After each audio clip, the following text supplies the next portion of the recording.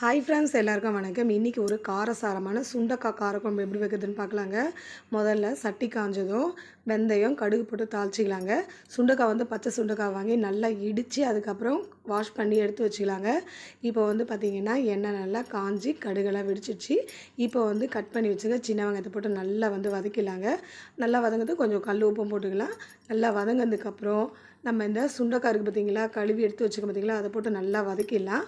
அதுக்கப்புறம் பார்த்திங்கன்னா பெரிய வெங்காயமும் தக்காளியும் போட்டு கொஞ்சம் நல்லா வதக்கிடலாங்க. நல்லா வதங்கி வந்ததுக்கப்புறம் பார்த்திங்கன்னா கொஞ்சம் மஞ்சள் பொடி, அதுக்கப்புறம் பார்த்திங்கன்னா குழம்புக்கு போடுற மிளகாத்தூள், அவ்வளோதாங்க இதுக்கு தேவையான பொருள். இதை போட்டு நல்லா வதங்கினதுக்கப்புறம் இந்த எண்ணெயோடு பிரிஞ்சு வந்ததுக்கப்புறம் நம்ம கரைச்சி வச்சுக்கிற புளி அதில் ஊற்றி நல்லா கொதிக்க வச்சிடலாங்க. கொதி வரும்போது கொஞ்சமாக நல்லெண்ணெய் ஊற்றிடலாங்க. இதுக்கு நல்லெண்ணெய் ஊற்றினா ரொம்பவே நல்லாயிருக்கும், உடம்புக்கும் ரொம்ப நல்லது. அவ்வளோதாங்க, சிம்பிளான சூப்பரான ஒரு பச்சை சுண்டக்காய் காரம்.